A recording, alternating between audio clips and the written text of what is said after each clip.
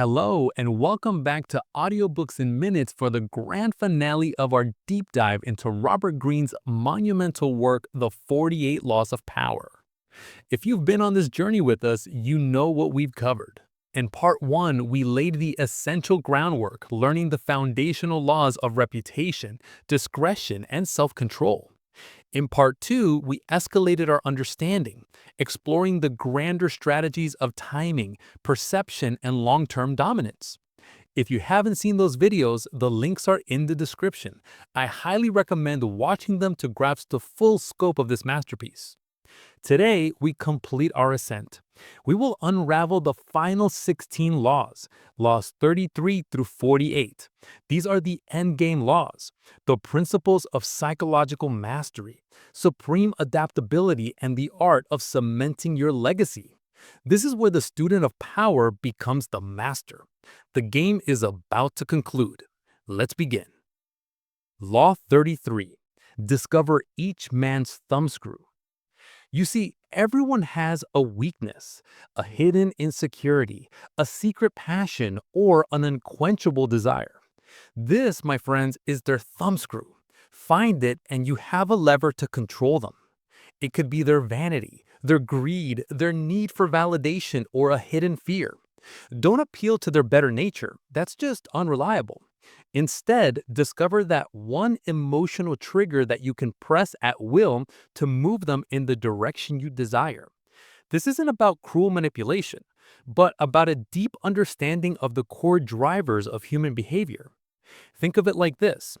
A master locksmith doesn't try to break down the door with brute force, do they? No, they study the lock, find the unique shape of the keyhole, and craft the perfect key. A person's thumbscrew is their unique keyhole. Once you know its shape, you can unlock their motivations and actions effortlessly. The Roman orator Cicero was an absolute master of this. When he prosecuted the corrupt governor Verus, he didn't just focus on legal facts. He discovered Verus' secret thumbscrew, his obsessive, all-consuming passion for collecting fine art. So during the trial, Cicero detailed, with excruciating precision, every single statue Verus had stolen, describing its beauty and value. He turned the trial into a public shaming of Verus's greed. This targeted psychological attack destroyed Verus's composure far more effectively than any legal argument ever could have. So in your next negotiation, if you know your counterpart is desperate to be seen as fair, frame your request around their self-image. Find what people secretly pride themselves on and you'll find the lever to move them. Law 34. Be royal in your own fashion. Act like a king to be treated like one. This law is so profound. The way you carry yourself literally determines how others treat you. If you act common, unsure, and apologetic, people will walk all over you. But if you project an aura of confidence, authority, and destiny, as if you were born to wear a crown, people will instinctively treat you with respect. Your self-belief becomes a self-fulfilling prophecy. Never show doubt. Carry yourself with the dignity of a king, and the world will eventually place a crown upon your head. It's like the placebo effect applied to social dynamics. If you believe with absolute conviction that you are powerful, others begin to believe it too. Your inner reality reshapes their external perception. History gives us the perfect example. Christopher Columbus, a man of modest origins, yet he managed to convince the King and Queen of Spain to fund his seemingly insane voyage. How? He refused to act like a desperate petitioner. He made audacious demands, asking for the title Admiral of the Ocean Sea, the viceroyship of all new lands, and 10% of all revenues. He acted not as a beggar, but as a man offering a kingdom and empire. His regal self-assurance was so powerful that the monarchs, despite their skepticism, felt they were dealing with a man of destiny and granted his requests. The lesson? Dress for the job you want, not the job you have. Enter a room with purpose, speak with conviction, and value your own ideas. If you don't treat yourself like royalty, why should anyone else? Law 35. Master the art of timing. Listen closely. Timing isn't just another factor, it is the master factor. Greene says you must master 3 types of time. First, there's long time, the patient overarching trend.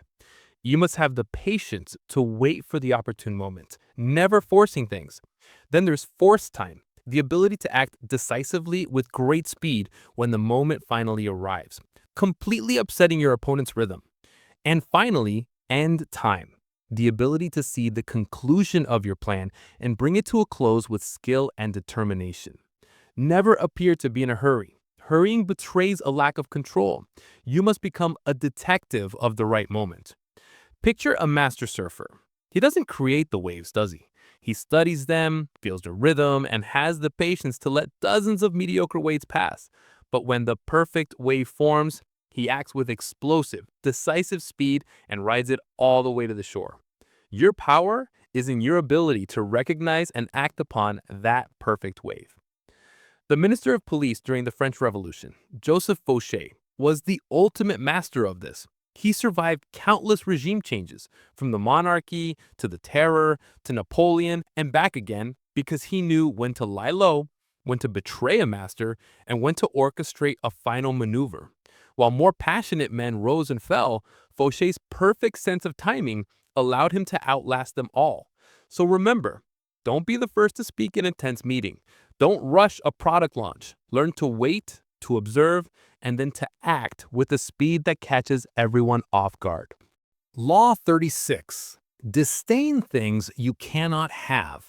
Ignoring them is the best revenge. This is a powerful one.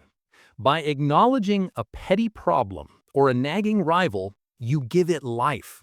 You give it credibility. The more attention you pay to an irritant, the larger it seems. When you cannot have something, or when it's just not worth your attention, treat it with utter contempt. Ignoring it is a powerful statement. It suggests that it is too small, too insignificant to even register on your radar. This will infuriate your enemies, and more importantly, preserve your own energy. Imagine a tiny yapping dog barking at a massive lion. If the lion turns and roars, the dog feels important. It got a reaction. But what if the lion simply yawns and walks away without a second glance? The dog is utterly humiliated, rendered completely powerless. Your attention is a gift. Do not bestow it upon the unworthy. Franklin D. Roosevelt was relentlessly attacked by his opponents. They even attacked his family dog, Fala. Instead of engaging, FDR responded with humor and dismissiveness. In his famous Fala speech, he mockingly defended his dog from the ridiculous accusations, making his opponents look petty and foolish. By disdaining their attacks, he rose above them. So please, don't get dragged into every pointless argument on social media. Don't waste your time on every critical email. Focus on your goals and let the petty distractions fade away. Your silence is often your most powerful weapon. Law 37. Create compelling spectacles. People are not moved by intellectual arguments. They are moved by grand gestures, powerful symbols, and dramatic spectacles. Words are fleeting, but a powerful image can burn itself into our collective consciousness. To build power, you must become a master impresario, staging events and creating visuals that are mesmerizing and emotionally resonant. You must surround your cause with the aura of a grand drama. A boring lecture on fire safety will be forgotten in minutes, but a dramatic, slow-motion video of a house being consumed by flames with a haunting soundtrack, that will be remembered for a lifetime. Don't tell people what to think. Show them a spectacle that makes them feel what you want them to feel. King Louis XIV of France was arguably the greatest director of spectacle in history. He transformed a hunting lodge into the Palace of Versailles, an overwhelming symbol of absolute power. The daily life of the court, even the king's waking and sleeping, was turned into an elaborate public ritual. He mesmerized the nobility with constant parties and ceremonies, distracting them from plotting against him and cementing his image as the Sun King. He ruled through spectacle. The product launches of Steve Jobs were modern-day spectacles.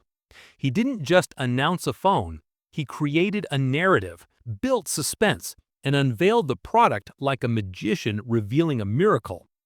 Master the art of presentation and theater in your own work. Law 38. Think as you like, but behave like others. Society is built on shared conventions. If you make a show of going against the grain, flaunting your unconventional ideas, people will think you look down on them. They will feel threatened, and they will punish you for it. It is far safer and more effective to simply blend in. Keep your original thoughts for yourself and for those who truly appreciate them. To the world, present a conventional front. You are a secret agent in a foreign land. To succeed, you must learn the local language, adopt their customs, and wear their clothes. You don't have to believe in their culture, but you must appear to respect it. Flaunting your foreignness will only get you caught. Socrates is the ultimate cautionary tale for this law.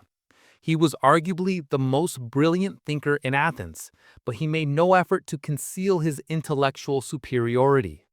He wandered the streets, publicly humiliating powerful men. The Athenians, feeling attacked and insecure, turned on him and sentenced him to death. His genius was no protection against the wrath of the conventional mob. In a conservative corporate environment, even if your idea is revolutionary, present it in conventional language. You can be a radical thinker without being a social martyr. Law 39. Stir up waters to catch fish. Anger and emotion are strategically counterproductive. But if you can make your enemies angry while you remain perfectly calm, you gain a decisive advantage. When people are emotional, their judgment is clouded. They overreact and they make fatal mistakes. You must learn to be the calm center of the storm and find ways to poke and irritate your opponents until they lose their composure. Their emotional outbursts will reveal their plans, and they will thrash about in the water, allowing you to easily catch them. It's the strategy of the matador. The matador doesn't match the bull's brute force. No, he stays calm, controlled, and uses the red cape, a simple irritant, to provoke the bull into a blind, furious charge. The bull's anger makes it predictable and leads to its own demise. The French diplomat Talleyrand was a genius at this. During negotiations, he wanted to get a sense of Austria's secret plans. He arranged for the vain Austrian ambassador's mistress to be present at a party, and then made a series of subtle insults towards her. The ambassador, enraged, lost his temper, and in his tirade revealed several key pieces of information that Talleyrand then exploited. So, during a tense debate, if your opponent is getting heated, don't match their energy. Stay calm, ask pointed questions, and let them talk themselves into a corner. Their anger is your opportunity. Law 40. Despise the free lunch. Remember this, nothing is ever truly free. What is offered for free is often a trick, a hidden obligation, a trap. The free lunch creates a sense of gratitude that can be exploited later. It lulls you into dropping your guard. Powerful people pay their own way. By paying full price, you remain free from entanglement and guilt. Be lavish with your own money. Generosity is a sign of power, but be extremely wary of anything that comes at no cost. It's like a Venus flytrap luring an insect with the promise of sweet nectar. The insect, thinking it has found an easy meal, lands on the leaf, only for the trap to snap shut. The free lunch was the bait that led to its destruction. The story of the Trojan horse is the ultimate example. The Greeks offered a magnificent gift to the goddess Athena. The Trojans, happy to accept this free offering, brought it into their city. This single act of accepting something for nothing led to their complete and utter destruction. They paid the ultimate price for a free lunch. Be cautious of deals that seem too good to be true. There are always strings. Insist on paying your way to maintain your independence. Law 41. Avoid stepping into a great man's shoes. If you succeed a great leader, you will have to accomplish twice as much to be considered half as good. You will be forever living in their shadow, judged against a legacy you did not create. Do not get lost in someone else's story. You must establish your own name and identity by creating a complete break with the past. Slay the legacy of your great predecessor and find your own space to shine. It's like trying to grow a tree in the shadow of a giant ancient oak. It's impossible. The old tree blocks the sun and sucks all the nutrients from the soil. To thrive, you must find your own patch of sunlight away from that overwhelming shadow. The fate of Alexander the Great's empire is a stark illustration. Alexander was a once-in-the-millennium genius. After his death, his generals tried to step into his shoes, but none of them could escape his colossal shadow. They spent their lives fighting over his legacy, and the empire shattered into pieces. None of them could create something new because they were all trying to be the next Alexander. If you become CEO after a legendary founder, don't try to imitate their style. Acknowledge their legacy, but quickly establish your own vision. You must be the founder of a new era, not the caretaker of an old one. Law 42. Strike the shepherd and the sheep will scatter. Trouble within a group can often be traced back to a single agitating individual, the ringleader of discontent. Don't waste time trying to negotiate with the entire group. That just appeases the symptoms. Instead, identify the source, the shepherd. Neutralize their influence by isolating or removing them, and the rest of the group, the sheep, will disperse and become compliant. A skilled gardener dealing with weeds doesn't just trim the leaves. That's a temporary solution. They know they must dig down and pull out the root. The troublemaker is the root of the problem. Strike there. During the 1984-85 miners' strike in Great Britain, Prime Minister Margaret Thatcher understood this perfectly. The strike was fueled by the charismatic union leader Arthur Scargill. Thatcher's government didn't focus on the miners. They focused all their power on discrediting and defeating Scargill himself. Once his influence was broken, the unity of the strike collapsed. She struck the shepherd, and the flock scattered. In an office plagued by negativity, identify the primary source. Don't engage with the gossip. Neutralize the influence of the person who initiates it. Law 43. Work on the hearts and minds of others. Coercion and force create temporary compliance, but they breed resentment that will eventually turn against you. True, lasting power comes from seduction, from working on people's hearts and minds so they want to do what you want them to do. The person you seduce becomes your loyal pawn. To do this, you must understand their individual psychology, appeal to their emotions, and mirror their deepest desires. Make them feel understood and cherished, and they will bend to your will. Think about it. You can drag a horse to water. That's force, but you cannot make it drink. However, if you understand the horse's thirst and lead it to a cool, clear stream, that's seduction. It will drink willingly. Don't be a brute who pulls. Be a guide who entices. Empress Josephine was Napoleon Bonaparte's secret weapon. Napoleon was a master of force, but he could be brusque and intimidating. Josephine, on the other hand, was a master of charm. She won over hostile politicians and suspicious generals with her grace and empathy. She worked on the hearts and minds of the French people, securing a base of genuine affection that Napoleon's raw power alone could never have achieved. A manager who rules by fear gets compliance. A leader who inspires and connects with their team on an emotional level unlocks true creativity and loyalty. Law 44. Disarm and infuriate with the mirror effect. The mirror effect is a powerful and deeply unsettling tool. You do it by mimicking your opponent's actions, their words, their strategies. This does two things. First, it disarms them. It shows you understand them, which is both flattering and confusing. Second, it infuriates them. They feel mocked and can't grasp your strategy because you have no strategy of your own. You are simply a reflection of theirs. They lash out, making mistakes, while you remain in control. Imagine trying to fight your own reflection in a mirror. Every punch you throw is met with an identical punch. Every move is perfectly countered. You become frustrated and exhausted fighting a phantom that is simply using your own energy against you. That is the mirror effect. The Athenian general Alcibiades was a master of this. When exiled, he went to work for his enemies, the Spartans, and completely adopted their austere lifestyle, sleeping on the ground, eating coarse bread.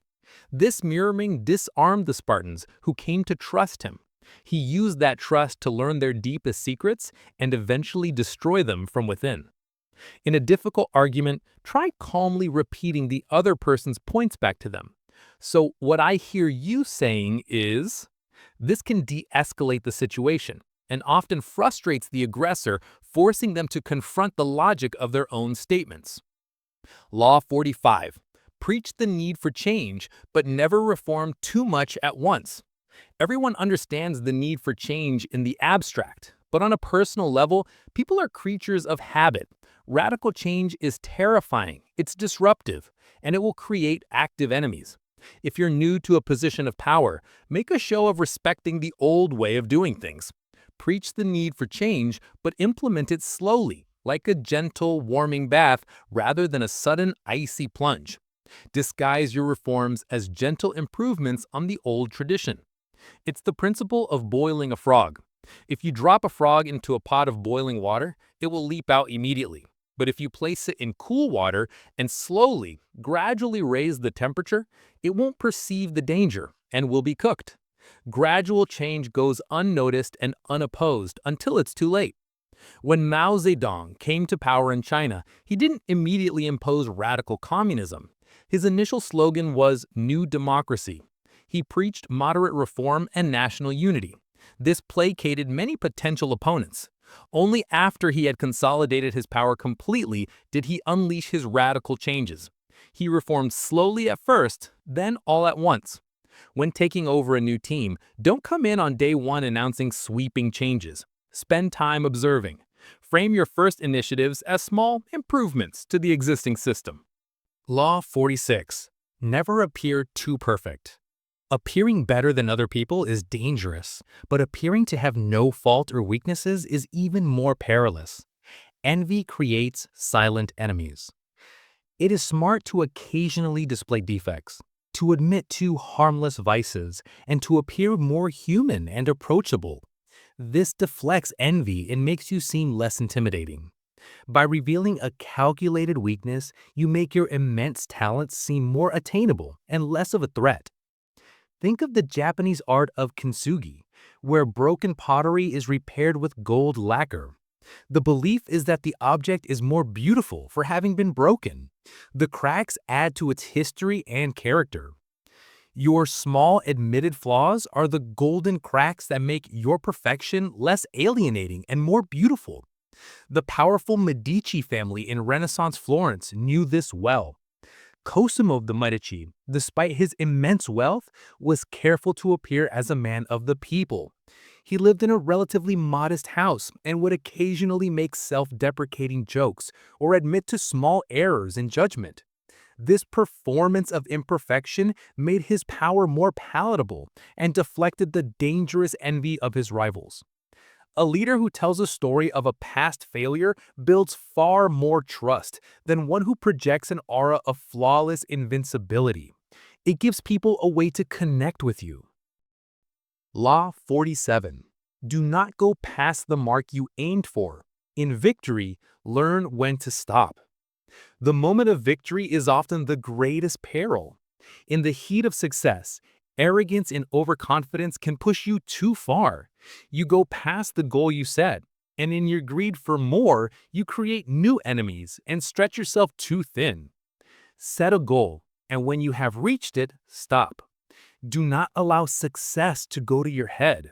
There is no substitute for knowing the limits of your power. A successful gambler knows the most important skill is knowing when to walk away from the table. The amateur, high on a winning streak, keeps playing, convinced they cannot lose. They inevitably give back all their winnings and more.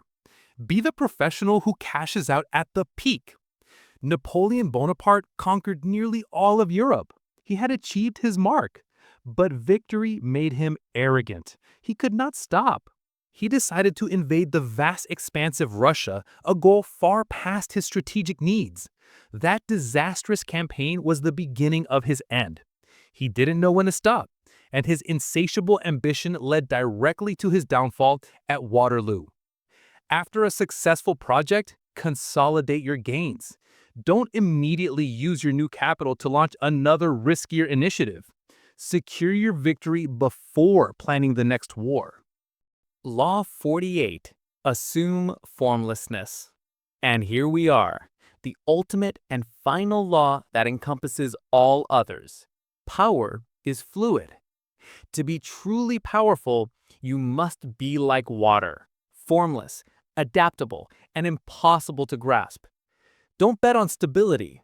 Don't bet on lasting order. Everything changes. By being fluid, you can adapt to any new circumstance, any new enemy, any new political climate. Your enemies cannot find a solid target to attack. You are everywhere and nowhere. Water can be gentle, or it can be a crashing, destructive tsunami. It takes the shape of whatever contains it. It is soft, yet it can wear away the hardest rock. It cannot be broken with a hammer or stopped by a wall. This is the ultimate state of power. Be like water. This law is the essence of guerrilla warfare and the philosophy of Sun Tzu. The armies of ancient Vietnam used this to defeat massive conventional forces. They had no fixed fronts, no large armies to attack. They were formless, melting into the jungle, striking unpredictably. Their opponents were like a giant trying to punch the fog. In our rapidly changing world, don't tie your identity to a single job title. Be a constant learner. Be willing to pivot, to change, to reinvent yourself. The rigid will break. The formless and adaptable will thrive. Conclusion. And with that, we have reached the end. Law 48, the final piece of the puzzle. Our journey through Robert Greene's The 48 Laws of Power is complete. We have traversed a landscape of 3,000 years of human history, from the courts of Renaissance Italy to the battlefields of ancient China. We've seen that power is a complex, subtle, and often ruthless game. It is a game of psychology, of perception, of timing, and of supreme self-control. As we said in the very beginning, these laws are not a moral compass. They are a field guide to the world as it is, not as we wish it would be. Some laws are dark, and some are brilliant in their simplicity. The ultimate purpose of this knowledge is not to become a tyrant, but to become a masterful strategist of your own life. It is to recognize the games being played around you, to protect yourself from manipulation, and to pursue your goals with a level of awareness that few possess.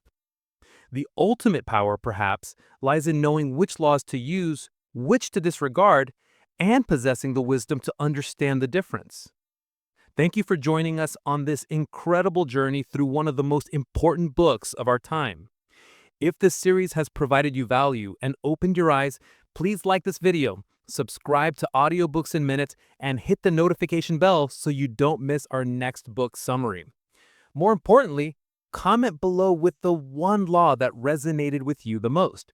Which one will you be thinking about long after this video ends? This knowledge is now yours. Use it wisely, use it consciously, and navigate the world with your eyes wide open. Until next time.